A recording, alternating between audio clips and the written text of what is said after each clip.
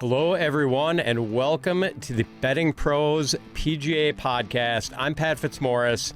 I'm joined by Mr. Bo McBrayer, and this is a brand new show where we are going to be going through each tournament from a betting perspective throughout the PGA Tour season in 2024, and that season kicks off this week with the Sentry, the season opening tournament. Well, I guess there's a soft opening to the season in the fall, but we know this is the real start of the PGA Tour season. So, we're going to be bringing you the betting perspective, our takes, who we like, and we're also going to throw in a one-and-done pick at the end of each show for those of you who are in one-and-done pools. So, Bo, it's always good to see you, my friend. Happy New Year to you and your family. Do you have any golf-related resolutions for New Year's? I would love to play more golf, Pat. Just play more golf. That's the gist of it. Yeah, I think it's been at least 6 months since I even picked up a stick. So I got to do better than that. Yeah, definitely. Mine is volume of golf has not been that big a problem. I live right next to a golf course, and I'm out there a lot. But I do need to improve the game around the green, the chipping, the short pitches, the bunker play. It just has been kind of atrocious. Well, it's actually gone from like I was the worst chipper in the world to now I'm just merely bad, but I could take it up yet another notch. I'm also in this one and done pool, like the most elaborate one and done pool. It's just me and a friend head to head, except we have to pick two golfers every week and try to saddle the other guy with the worst golfer in the field and add that to his stroke score for each thing. But it's like we do it match play, and he's beat me 3 straight years. So it is a resolution to finally beat him. Friends, if you want a chance to win a free 1-year premium Betting Pros subscription, you need to subscribe to the Betting Pros YouTube channel right now. Comment below on this video, and that's it. We will be announcing a winner right here on the channel, so make sure to turn on those notifications so you can be alerted when new episodes are up and to claim your prize. All right, let's get to it, Bo. The PGA season kicking off this week with the Sentry, formerly known as the Sentry Tournament of Champions. As always, this event will be played at the Plantation Course at Kapalua, located on the island of Maui in Hawaii. The format has changed. It used to be that only the players who had won a tournament in the previous calendar year were the only ones who could get in. Now, it's winners in the previous calendar year, plus anyone who finished inside the top 50 in the FedEx Cup standings from the previous year. So, this is the latest instance where the PGA Tour is trying to get us to care about the FedEx Cup standings. We really don't. I don't know if that's ever going to change. But, no. So that does affect qualifying for this. There are going to be 59 players in this week's field. And as always, there's no cut in this event. So everyone is going to play 4 rounds at Kapalua. As for the venue, the Plantation Course, like nothing else on tour. Massive fairways, huge expansive greens. I believe this is the only par 73 course on tour. And at just a smidge under 7,600 yards. It's a long course, but a lot of the longest holes play downhill, including the par 5 18th, which is a joy to watch. One of my favorite holes on tour. No danger to the right of hole and out of bounds to the left. So love watching guys hit those big sweeping draws with their second shots with, long irons or fairway metals into these 150 yards of rollout. Yes, absolutely. It's just a great hole. Bermuda greens at Kapalua tend to be on the slow side, so players can be aggressive with birdie putts. And it's Hawaii, so there's going to be wind. The only question is whether it's a breeze or a gale. And if it's a breeze only, scores are going to be low. The winning scores the last 3 years for this tournament, minus 27, minus 34, and minus 25. But if the players do get strong wins this week, as we saw back in 2020, scores are going to reflect it. Justin Thomas won the windswept 2020 installation of this tournament with a score of minus 14. So what are some of the keys to playing Kapalua well? Helps to be a big hitter, because playing the par fives and playing the par fives well and getting your approach shots close are critical. And because of the ultra wide fairways, the Bombers have a bigger margin for error with their drive. So hitting approach shots close, as I mentioned. So iron play is big. Less important, scrambling. Players are just hitting these massive greens at such a high rate that it doesn't really, the importance of things like chipping and bunker play is kind of muted at the Sentry. Right. So, Bo, any thoughts you might have on the course and its effect on which players you're going to be buying into this week? Well, it comes down to the Bombers typically don't necessarily make this tournament. But we've seen, despite all these adjustments the PGA Tour has made to penalize people who are bomb and gouge type players, we don't see as many of these players qualify for this tournament, let alone dominate this tournament. Like Jon Rahm won 2 years in a row. He's not in this field. He's a long hitter, but he's not among the longest hitters. He's just has good distance. He's a power player, but his strength is on approach. And then you have guys like Justin Thomas, who won this when it was really windy. He's not in this field either. It's Cam Smith, who won at 27 under 3 years ago, not in this field. So the LIV Tour and its presence has definitely taken effect on this tournament because, of course, a lot of the champions from previous years are somewhere else. They're playing golf on other parts of the world. And for me, it's going to come down to making birdies and avoiding three-putt bogeys when it comes down to that. You're going to have lots of opportunities to score here, especially if the winds are calm. From what I can tell, the forecast is pretty iffy. It looks pretty blustery and rainy coming up Thursday through Sunday. So far is what they're calling for. So I think that it's going to come down to who makes the most birdie putts. And it's going to be the equalizer among all these guys are going to be hitting to the same areas. A lot of these shorter hitters aren't going to be dominating as much as your top golfers that are long enough. It's not going to take a bomber to win this tournament. It's just going to take being long enough to put yourself in position to make birdie putts, make eagle putts with all these par fives. There's only three par threes on this course, which is why it's a par 73. Birdie or better percentage, par 4 scoring, par 5 scoring. It's going to be approach and putting. For me, that's going to be where the money is made in this tournament of 59 golfers, which is the most they've ever had because of that new caveat.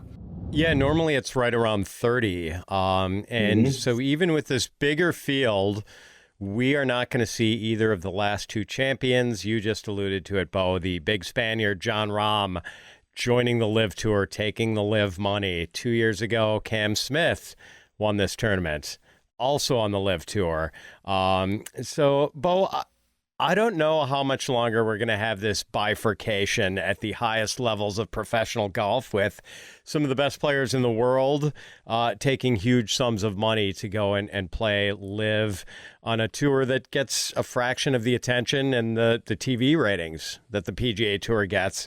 The PGA Tour, LIV Tour dynamic reminds me a lot of the dynamic between the NFL and the old USFL from the 1980s. I'm an old codger, so I can remember the USFL and remember watching some of those games. It was an interesting novelty at first, but eventually I stopped caring about the USFL when I was a kid and only watched the NFL. But the USFL did manage to have some of the best football players on the planet, in their league at the time. Reggie White, Steve Young, Jim Kelly, Herschel Walker. The difference is that the USFL owners eventually realized the league was never going to be a moneymaker for them. And but the Saudi money that bankrolls the Live Tour probably isn't going to dry up anytime soon. So No. I don't know, Bo. Any salient takes on the situation with Live and the PGA Tour? I think long term, the health of professional golf is fine. This investment by the Saudi Public Investment Fund, it's alarming in the short term. We're seeing a lot of concern with people worried about the health of the sport as a professional. But if you just follow the dollar signs, both sides of this argument care about the game of golf. The Saudi Public Investment Fund is an investment fund. They weren't going to invest in something they didn't feel like they could get a return on in the short to the semi short to long term.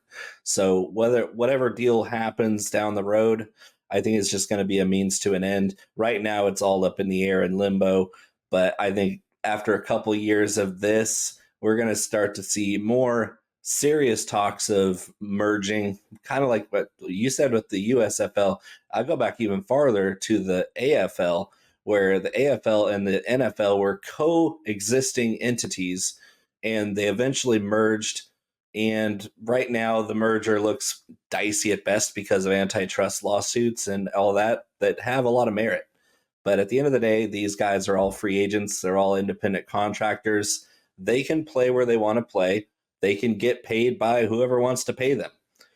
When you reach the pinnacle of a sport like golf, where the level of talent between a PGA Tour professional and your club pro is astronomically, it's a chasm of talent. We're talking about just a huge gap to leap to get to where Jon Rahm is.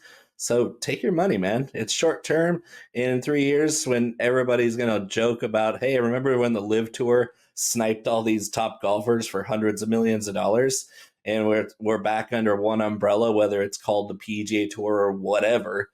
It's still going to be the same. We're still going to tune in to the players we like.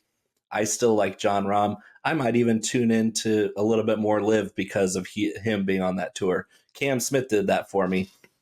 So, I mean, I just love watching golf. And if you love watching golf and you have your favorite golfers out there, don't hesitate to support them in whatever they do. It's not the end of the world to like something that maybe you should have some second thoughts about. I don't know.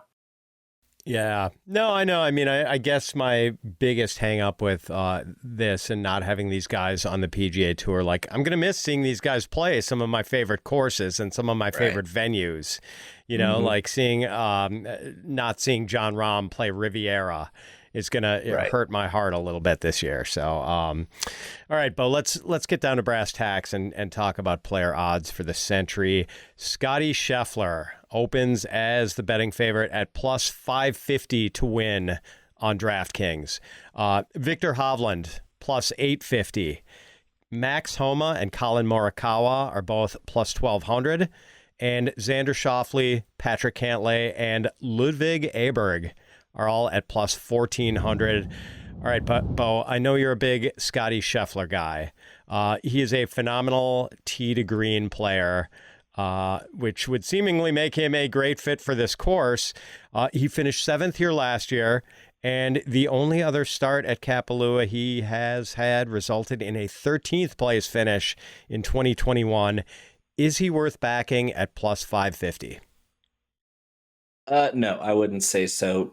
Just because of what I said earlier, I'm putting a little bit more weight behind birdie or better percentage, and that's really where he lagged last year. That was what his poor putting brought us. Is we're talking about probably a top 5 ball striking season in the history of golf. But when you come down to it, he's dead last in this field, or bottom 5 in this field in putting. And that cost him a lot of birdies. That cost him a lot of money, a lot of wins last season. And in a field this strong, I don't love him at 11-2. That seems really steep for a guy who doesn't measure up well with the Victor Hovlands of the world, who putt much better with similar to not quite as good ball striking, but still world class.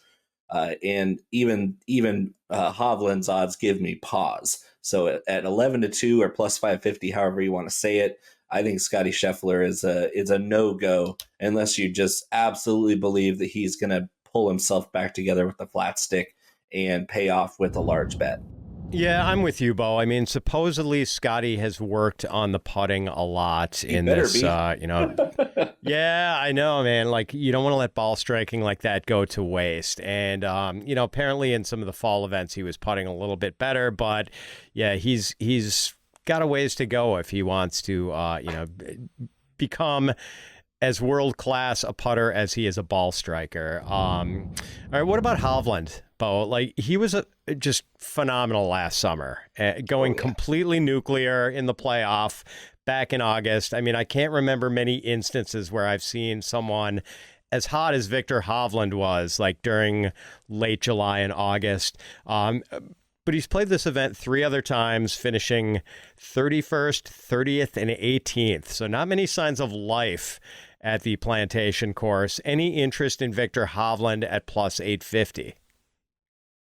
No, I was not impressed with his a few appearances after the playoff, where you could tell he was kind of still languishing in that post-victory hangover. I mean, if you win $15 million, I guess it's pretty natural for that to occur. I just think that he's going to take a little bit longer to get into the swing of competitive golf. That's a big difference here, is a lot of these guys like Rory McIlroy not being in this field just simply because he's not quite mentally prepared to start his season. And I love Hovland. He won me a ton of money last year. Riding him through the playoffs made me so much money betting him. It was exciting for everyone involved, but this is not the tournament where I'm going to be betting him less than 10-1 odds. It's just not worth it, especially with how good this field is. This is one of the deepest invitational fields you're going to find on the PGA Tour, and the course is specially built for neutralizing the advantages that Victor Hovland has on difficult courses. Victor Hovland is the guy you want to bet at plus 850 at Augusta National or at Riviera, where like you're going to see guys grinding to make pars. When we saw him in the playoff, the conditions were brutal, and he made it look easy. When the conditions are easy, it's easy for everyone. I don't love Victor Hovland at those odds when everybody's dealing with a pretty decent chance to go 25 to 30 under par. Yeah, some really good points. I'm with you. I'm not that interested in betting the Norwegian in Hawaii here. So what about some of the other guys? What about some of the other guys with shorter odds? The aforementioned Max Homa, Colin Morikawa, Xander Schauffele, Patrick Cantlay, Ludwig Aberg, all either plus 1,200 or plus 1,400. Does anyone in that group interest you? Yeah, I love Patrick Cantlay at 12-1. That this field is built for Patrick Cantlay to just fly under the radar. He's a great ball striker. He's even better at making birdie putts. And that's what I can see him minimizing mistakes. You're not going to see Patrick Cantlay 3-putt many birdie opportunities and turn birdies into bogeys. He's not going to be grinding for pars when everybody else is. This is, for me, Cantlay and Morikawa are my 2 favorites here, for the simple fact that Morikawa's ball striking combined with how hot he looked the last time we saw him, and Patrick Cantlay is just, he's as good as it gets. He's consistent every single time we see him play. When he doesn't win, he's always right there to have a chance to win. So those 2 guys at the top of the board for me, with a little bit of preference to Patrick Cantlay. Any concerns at all that Cantlay, I don't think he played in any of the fall events, right? Just got married. Yeah. Has he done much at all since the Ryder Cup, and do you care? I don't care in the slightest. The fall season's kind of a joke anyway. The courses are so easy. True. The fields are so easy. So, yeah, Colin Morikawa won his last appearance going away, but he was the class of that field from the beginning. And we obviously cashed in there because it was so obvious. But Cantlay taking the time off, he's the type of guy you could just picture rolling out of bed, not even doing his hair. He just brush his teeth real quick, hit the first tee with no warm up and shoot a 65. And so I have no qualms about playing and putting money behind Patrick Cantlay because he's not the type of guy that needs a lot of lead up. Yeah, you are getting me interested in Cantlay. I really like the other guy at plus 1,200, Morikawa, just because he is, I mean, like, such an elite ball striker, maybe the best irons player in the game, and the history on this course. Like, he loves this course. Seventh, 5th, and 2nd. He's basically done everything but win here. So, yeah, his scoring average on this course is 68.1. Second best over the last 5 years. So really like him. Before we get to some of the guys with slightly longer odds, I would encourage all of you out there to download the BettingPros app for iOS and Android. Sync your sports books in less than a minute to automatically track your bets across all sports books in one spot. After syncing, you will enjoy access to detailed bet analytics by sport and bet type, including game picks, props, and parlays. You'll also get insights and personalized recommendations for props, game picks, and more tailored to your interests. To enjoy the benefits of Sportsbook Sync, download the Betting Pros app by visiting bettingpros.com/apps or search Betting Pros in the App Store. All right, Bo, guys in the plus 2,200 to plus 3,500 range. There's some interesting names here. Jordan Spieth, Matthew Fitzpatrick, Tony Finau, Tommy Fleetwood, Sungjae Im, Ricky Fowler. Anyone you like in this range? So I was hoping to see Ludwig Åberg in this group, but he's a shorter odds. I think he's trending at 1,400 right this very moment, but that's down from 12. Tommy Fleetwood is the guy that I'm really honing in on because of his ability to just put together a crazy low round, especially if the winds freshen up a bit there. Like if we get that Thursday through Sunday trade winds blowing something 15 to 20 mile an hour constant, which it's very liable to do in Maui. It's we're talking it's an island in the middle of the Pacific Ocean. There, it's at the mercy of pretty much every squall that could blow through there, especially right now where there's a lot of weather patterns setting up in the Pacific, and we're probably going to get some weather here. Tommy Fleetwood and weather on a course that's going to kind of neutralize distance. I really like how he lines up both in my statistical model and just fitting the course. So where I don't like the odds on Åberg, even though he's one of my favorite golfers coming up this season, I'm going to predict him to win a lot of tournaments. He's just too short for this field. Tommy Fleetwood at 28-1 is fantastic odds for how well I think he matches up here. Yeah, Åberg, the other thing, like first-timers not traditionally strong track records at this tournament. For whatever reason, it's kind of strange, but it lines up where first-timers here just don't compete for the title. Yeah, it just seems like you need to get the lay of the land at this place. It's definitely a different kind of golf, and like it seems like you have to adapt to it a little bit. What about some of the long shots, Bo? Is there anyone you fancy further down the list? There's a couple that I'll be laying smaller bets on. You get down to 45-1. Wyndham Clark seems to match up well with this place because he's a long hitter with kind of sketchy accuracy off the tee, which is kind of, it's okay. It's fine by everybody here because the fairways are 80 yards wide in some spots. The greens are gigantic. So Wyndham Clark is a world-class putter. He's top 5 in the world putting. And with his distance and not having to worry about missing fairways here too much, I like his upside at 45-1. And then going down, another great putter with decent off the tee metrics that I can see winning here, Denny McCarthy at 60-1. Those that's about as deep as I'll go here because of how strong the top of this field is. And I think McCarthy had a couple of top tens in the fall events. And I know, we, like you, I don't put a lot into the fall events, Bo, but it's not bad to get a guy like that who is kind of in good form coming into this. And man, Wyndham Clark, now you're intriguing me with a big hitter who can putt it well, and like he has some pedigree to him. And to get him at 45-1, that does seem like a pretty intriguing value. So I kind of. So what's a lot of people compare this to the elevation changes and the distance. Compare this place to Augusta National, obviously with lower stakes at hand. I kind of like the comparison to the PGA Tours or the PGA Championship course last year, where we saw Wyndham Clark win. We saw Kurt Kitayama finish fourth in that, where he's my deep shot. I'm going to throw a couple bucks on Kurt Kitayama at 130-1, just because he's a bomber, suspect accuracy off the tee again, but one of the best long iron players in the world. And it just so happens that they're going with 7,600 yards to traverse. You're going to see some long iron approaches on a lot of holes. And I just like that archetype of player here, where you get a hot putter, just get a hot putter, and you can win this tournament. Jon Rahm, not necessarily known for his putting, but you could tell when he got here, he got real comfortable in a hurry.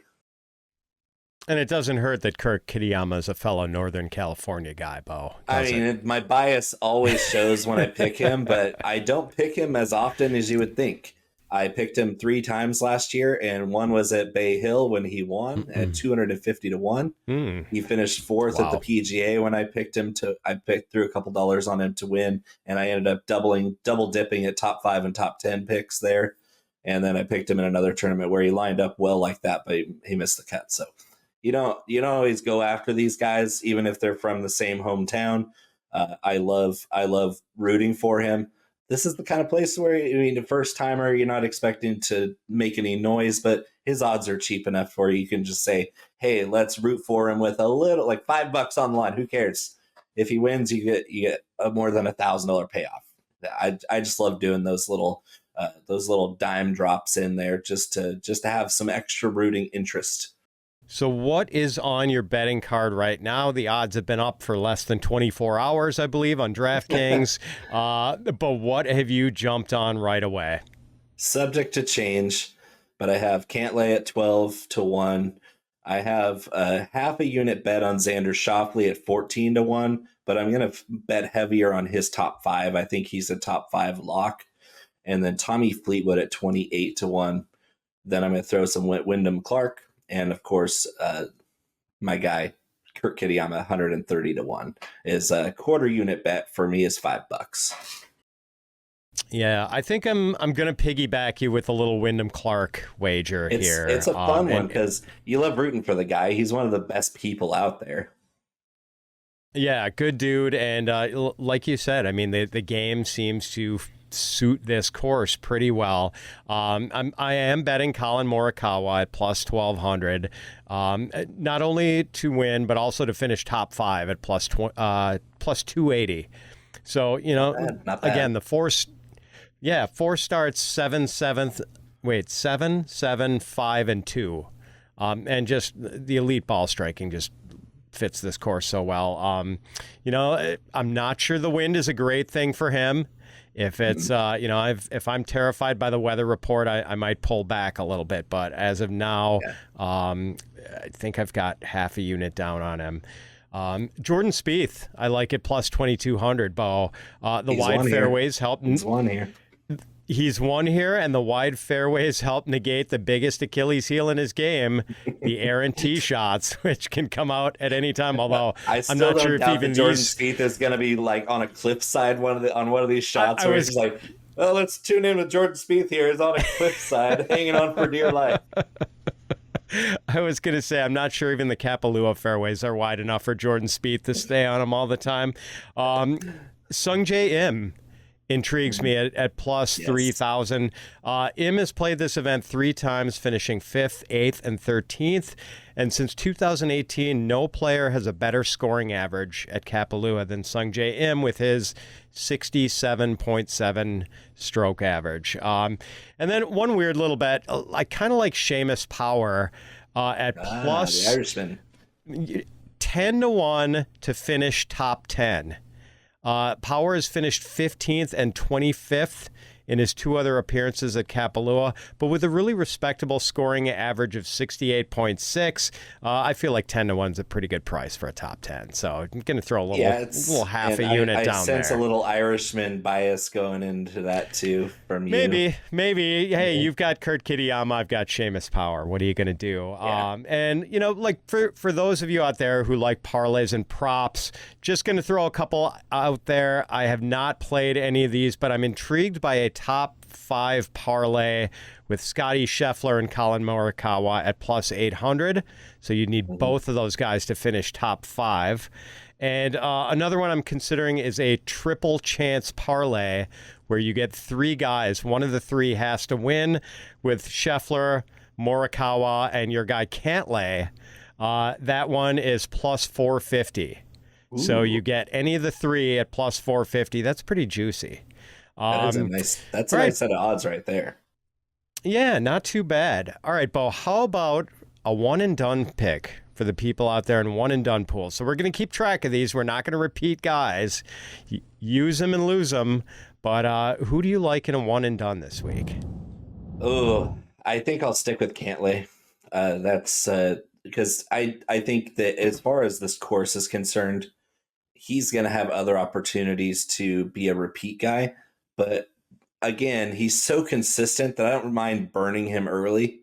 It's not, you're not going to regret him coming, because it's not like you have like, oh, I'm going to wait for Detroit to play Tony Finau, because that's a smart thing to do. Is what you want to do in a one and done is kind of line up which golfers you'd like to play at every single tournament. Just line up all the 36 or whatever tournaments and put a group of guys next to that event.